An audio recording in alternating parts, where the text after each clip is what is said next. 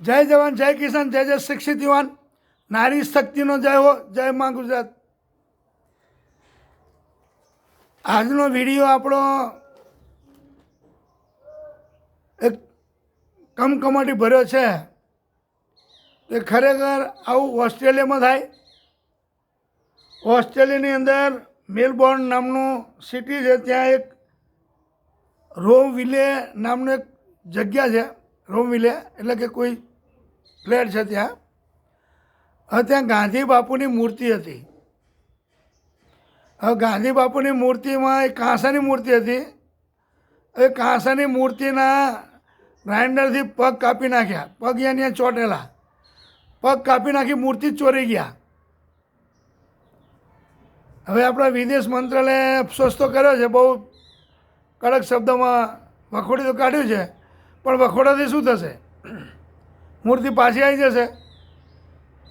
તમે એની સંપૂર્ણપણે જવાબદારી લઈ અને ઓસ્ટ્રેલિયાના રાષ્ટ્રપતિને જાણ કરો અને તાત્કાલિક ત્યાં કમિટી રચાવડાવો અને આ ચોરને પકડો. બહુ ખરાબ કહેવાય, આપણા દેશ માટે શરમજનક કહેવાય કે આ રીતે મૂર્તિ ગ્રાઇન્ડરથી કાપીને લઈ ગયા. અવાજ સંભળાય નહીં આજુબાજુમાં. આ જે વિલા ત્યાં બનેલું છે, રો વિલા, એમાં કોઈ જાગતું જ નહીં હોય, ત્યાંના વોચમેન નહીં હોય, આજુબાજુ કોઈ જતા ગાડી વાડી વાહન જતા કોઈ જોયા જ નહીં હોય, ત્યાં સીસીટીવી આજુબાજુ નહીં હોય. ઓસ્ટ્રેલિયા તો કેટલી જાગૃત છે. એટલે ત્યાં હજુ સુધી આપણને ગાંધી બાપુની મૂર્તિ કાપીને લઈ ગયા. તાંબાની કાંસાની મૂર્તિ હતી, કાંસાની. હજુ એ લોકો ના પકડી ગયા તો કેટલી શરમજનકની વાત કહેવાય. તો આ હું નરેન્દ્ર મોદીજીને વિનંતી કરું છું કે તમે સ્પેશિયલ આ કેસમાં ધ્યાન આપી અને વિદેશ પ્રવક્તાના રણધીર જસવાલે એમાં ધ્યાન આપ્યું છે, પણ તમે પોતે ધ્યાન આપો તો બહુ ફેર પડે.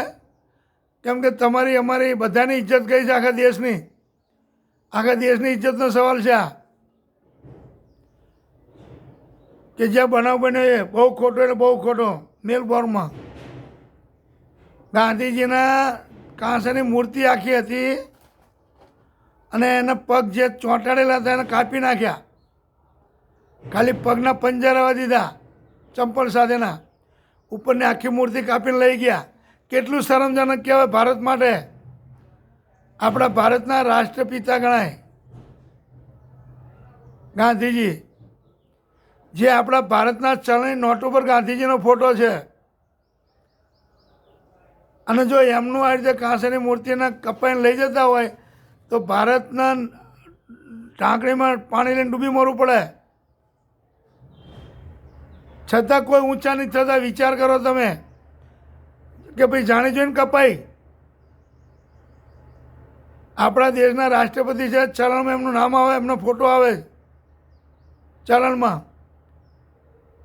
તો તાત્કાલિક તમે મોદીજીને કહો, તાત્કાલિક તમે સ્પેશિયલ કેસમાં આનો રિપોર્ટ આપો અને તાત્કાલિક તપાસ કરીને ધરપકડ કરાવો અને રિમાન્ડ લો. કોના કહેવાથી આ કર્યું એણે. બહુ શરમજનક કહેવાય. કાંસાની મૂર્તિ વિચાર કરો, ગાંધી બાપુને કાપીને લઈ ગયા. કેમ લઈ ગયા, ક્યાં મૂકી, કોણે ક્યાંથી કર્યું, પૂરી તપાસ કરાવો અને એના પર કેસ ચલાવડાવો અને સજા અપાવો. બીજી વાર કોઈ જગ્યાએ કોઈ ચોર આવું કરે જ નહીં ક્યાંય. કોઈની મૂર્તિના પ્રોબ્લેમ ના થવો જોઈએ. કોઈ પણ હોય, ચાહે ગાંધીજી હોય, જવાહરલાલ નહેરુ હોય, કે પછી આપણા બાબા સાહેબ આંબેડકર હોય, કે કોઈ પણની મૂર્તિ હોય, કોઈ મૂર્તિને કાંઈ પણ થવું ના જોઈએ. એના માટેની સુરક્ષાનું કાયદેસરનું બજેટ ફાળવો. અને અથવા તો તમે કે બેસાડશો જ નહીં આવી મૂર્તિઓ જે આપણા ભારત દેશની ઇજ્જત જાય એમ. અને બેસાડો તો પૂરી એની કવચ સાથેની તૈયારી કરીને બેસાડો. એનું બજેટ ફાળવો, પૂરી તૈયારી. આખું કવચ નાખી દો, જ્યાં લોખંડની કે સ્ટીલની જાળીથી, અને એ રીતે કરો તો તમારી અમારી ભારત દેશની બધાની ઇજ્જત સચવાઈ જશે. આમાં તો આપણે બહુ ખરાબ થઈ इज्जत कि जो भारत का राष्ट्रपति का पूरा मूर्ति काट के ले गया और भारत कुछ नहीं कर पाई। આપણને શરમ આવે એટલે તાત્કાલિક આનું ધ્યાન આપો અને તાત્કાલિક ધ્યાનમાં આપી અને આ ગુનેગારને પકડો, રિમાન્ડ આપો અને એને કોર્ટમાં રજૂ કરીને કેસ તાત્કાલિક ચલાવો અને સજા અપાવો. બીજી વાર ક્યાંય પણ કોઈ મૂર્તિને આવું કંઈ કરી ના શકે. જય જવાન, જય કિસાન, જય જય શિક્ષિત યુવાન, નારી શક્તિનો જય હો, જય મા ગુજરાત.